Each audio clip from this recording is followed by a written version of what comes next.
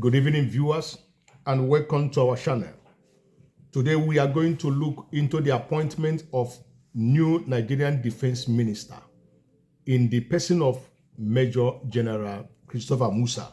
Who is this man and what his role is as insecurity continues to rise in the country? President Ahmed Bola Tinubu has taken a very big, bold step by appointing a military as the defense minister as against normal civilian appointee his predecessors has been using to control security in Nigeria. What is the role of this man? Can he be able to curtail the menace of insecurity that is ravaging Nigeria as a country? Welcome back to my channel. My name is Kings and this is Kings Television. Let's go. Nigeria has just witnessed a major shakeup in its security leadership as General Christopher Gwabin Musa take over as the new Minister of Defense.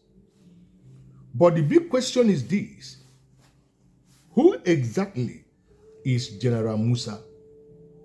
Why was he appointed? And what should Nigeria expect from his leadership?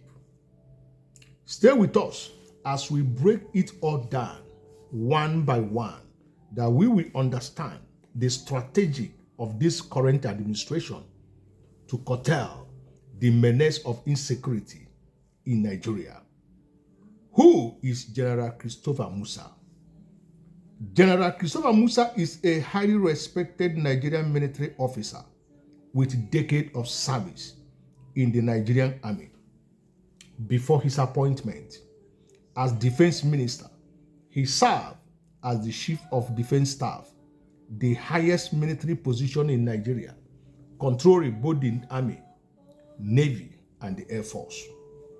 He has commanded troops in various categories: in counter-terrorism operations, anti-banditry mission, internal security assignment. General Musa is widely known for his discipline, strategic military intelligence, counter-insurgents experience.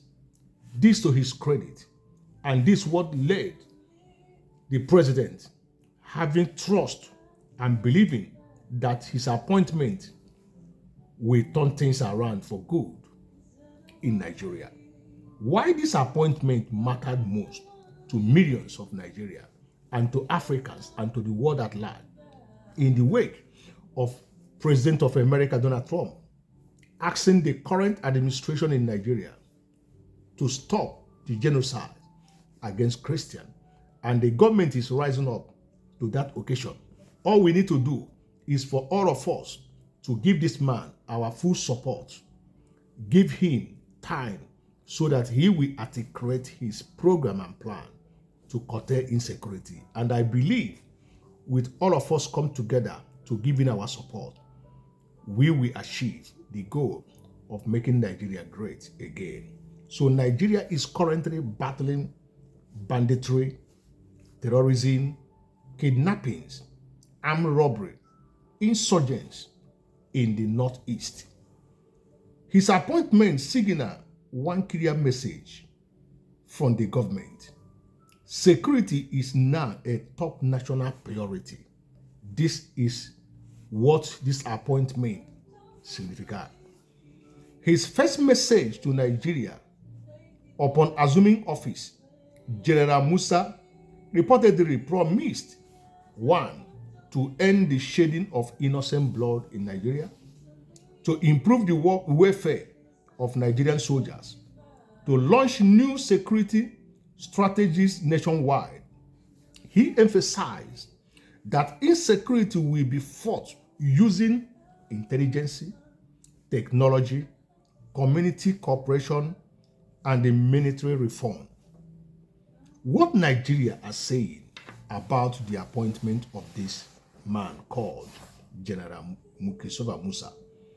Some Nigerians believe his appointment is the right move in the right direction, a sign of seriousness from this administration. Others are asking, Will things really change this time? Or is this just another reshuffle? One thing is clear. General Musa is stepping into one of the toughest jobs in Nigeria today. All ISIS are now on him. Will he succeed where others struggle? Only time we take. Only time we also tell. So Nigeria insecurity has lasted for over 2 decades.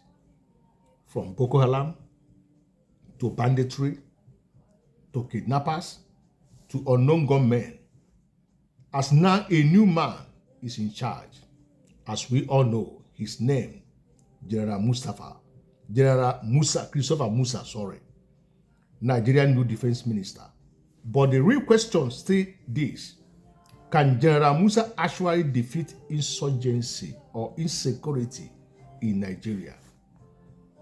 Right now, Nigeria faces daily kidnapping, village attacks, school adoption, highway robberies, terrorist bombing. Many Nigerians have lost hope on security and lost hope on this administration.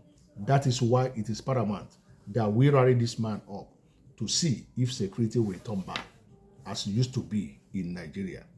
So why Nigeria believe in this man? Deep battlefield experience, former defense chief, no military weakness and the strength, understand intelligence warfare. That is who this man is. He is not a politician. He is a career soldier. This is very, very important. But the big challenge ahead of this man is this.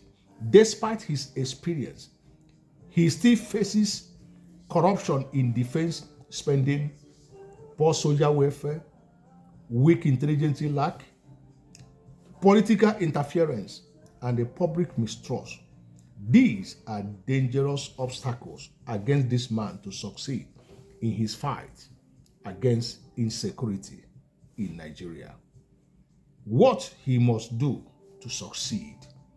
If he must win this war, he must empower local intelligences, upgrade military technology, pay and protect soldiers properly, end internal sabotage, work with communities, not against them. So General Musa have the training, have the experience, have the authority. But what he needs now is political freedom to act without government or politicians' interference in his work.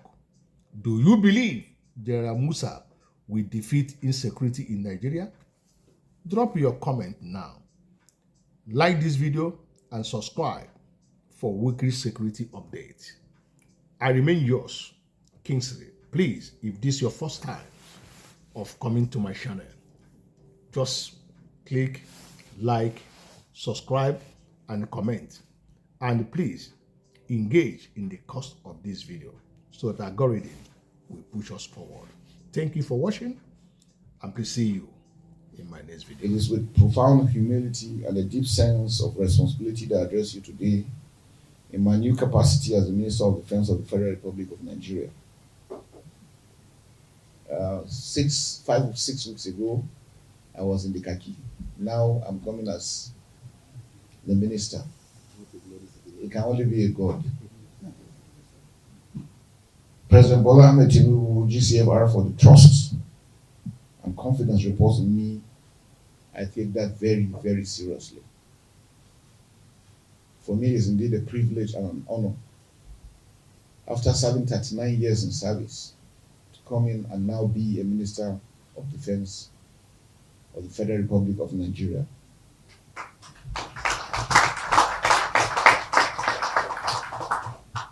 The love Nigerians have shown us shows that people believe that we can turn the tide. Now, it is not rhetorics, it's by action. we must, firstly, as Nigerians, take the ownership of the responsibilities of the challenges we have in our country. It is only us that can solve the problem. It's when we agree within ourselves that we can deal with this that will succeed. God is with us, and He has always given us all the responsibilities for us to be able to succeed. It is left for us to do. This responsibility is one I accept with solemn reverence and unwavering commitment to the safety and security of our great nation, Nigeria. Let me also acknowledge the dedicated leadership of my predecessor and relentless efforts of every one of you in this room. When I was the Chief of Defense Staff, you gave me all the support, and I really appreciate it, and I want to say thank you. And I want to assure you that coming back as minister, we want to do more for your welfare, for your well-being, for the administration of the ministry.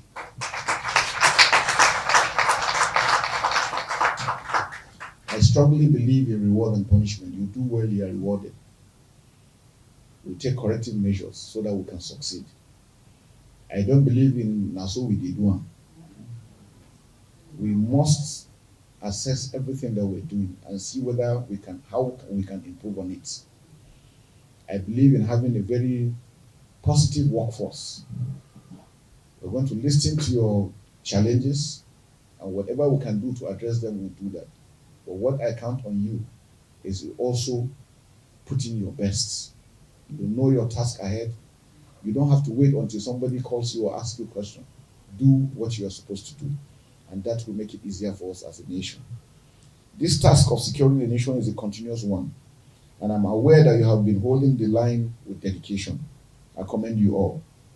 For decades, my life has been defined by a uniform, by the ethos of service, and by the sacred covenant to defend the territorial integrity and citizens of Nigeria.